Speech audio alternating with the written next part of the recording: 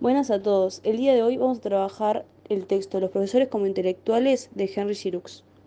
Henry Giroux es un crítico cultural estadounidense muy reconocido por ser uno de los fundadores de la pedagogía crítica, además de por sus trabajos en la pedagogía pública, estudios culturales y enseñanza superior. Antes de hablar del texto, queremos hacerle una pregunta. ¿Cuáles son los fines a cuyo servicio debe estar la escuela?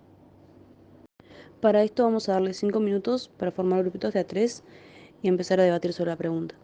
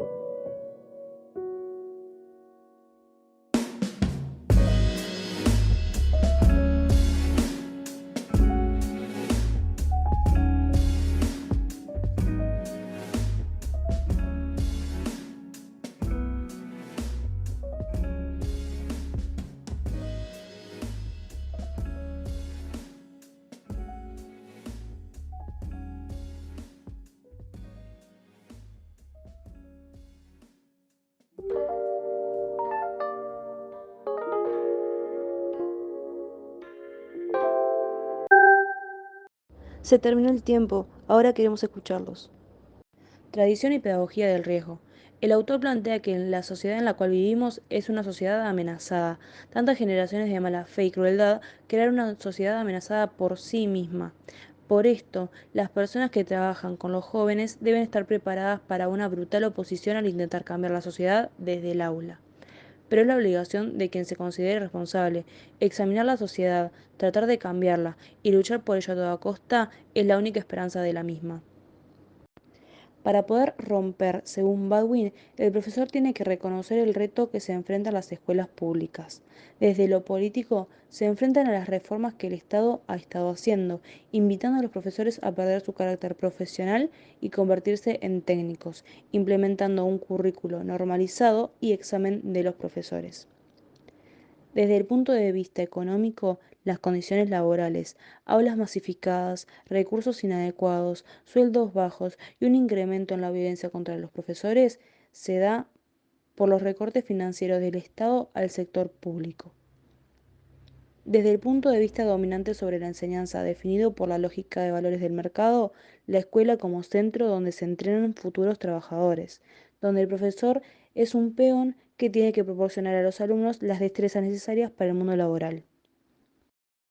Para que haya un cambio, los profesores actuales y futuros necesitan replantearse la imagen de la enseñanza como un proyecto crítico posibilitista.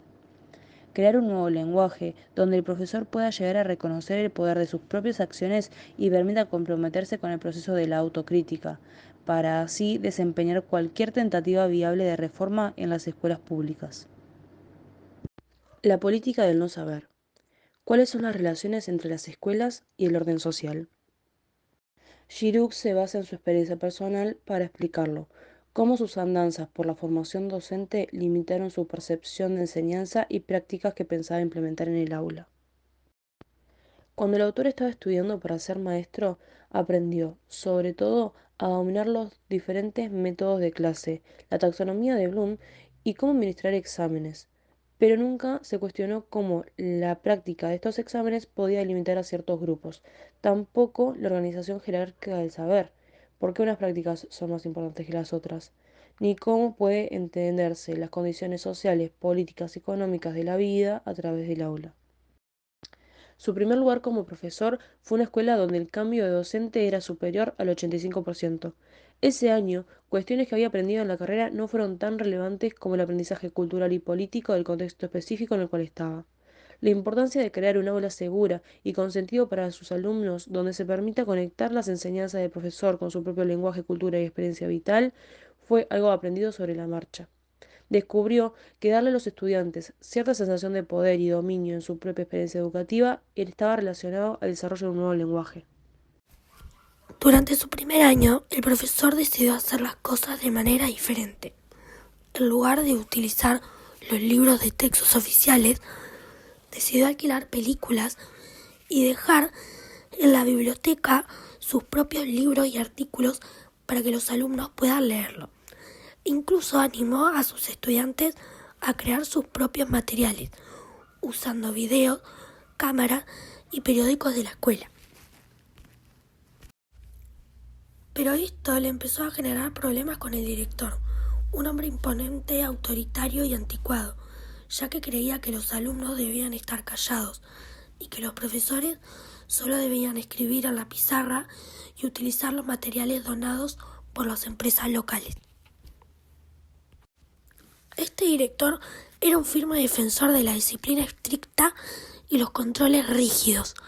Para él, el liderazgo educativo se trataba de mantener todo bajo control, sin espacio para la creatividad o la participación activa de los profesores.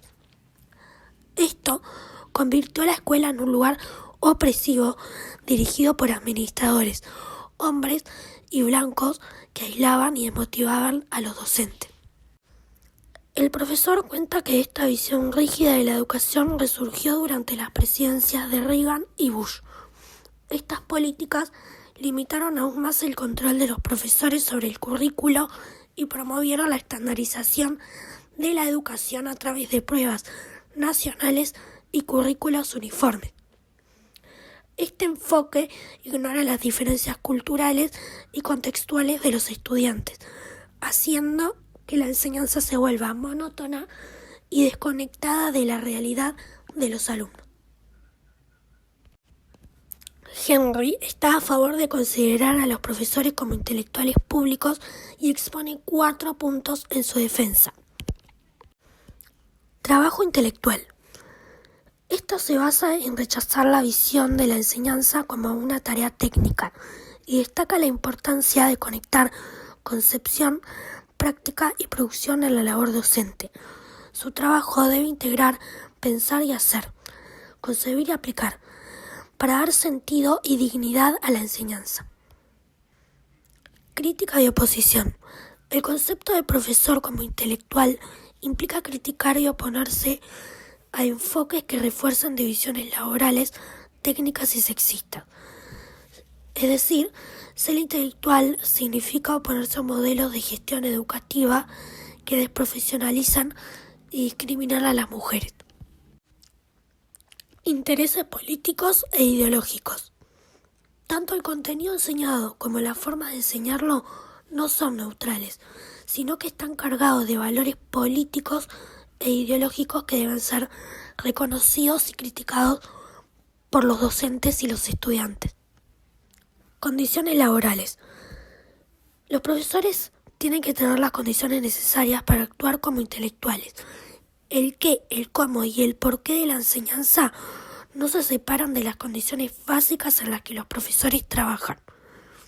Deben ser capaces de organizar colectivamente su tiempo, espacio y recursos y colaborar entre ellos para la creación de currículos.